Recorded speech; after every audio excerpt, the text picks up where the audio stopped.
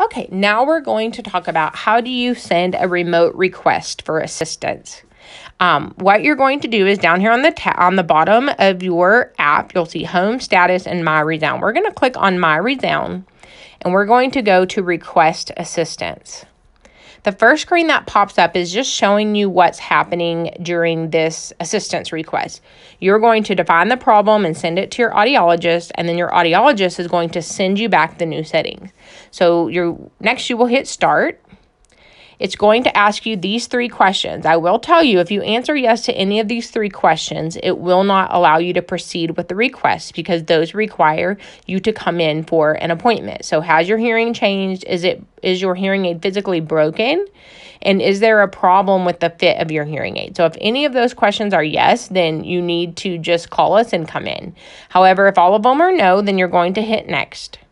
Next, you're defining the problem. What exactly is going on? We're just going to pick some things here. So I'm going to put that it's too loud. Then it's going to say, when is it occurring? I'm going to just select all the time. Then it's going to say, how is severe the problem? Is it slightly annoying, or you can't even use it? Is it one, right, left, or both ears? And is it all of your programs or one of them? We're just going to arbitrarily pick some things here.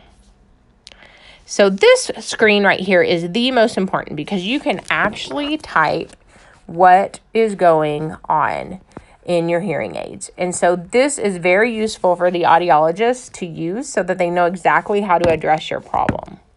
Once you've done that, you're going to hit Send Request.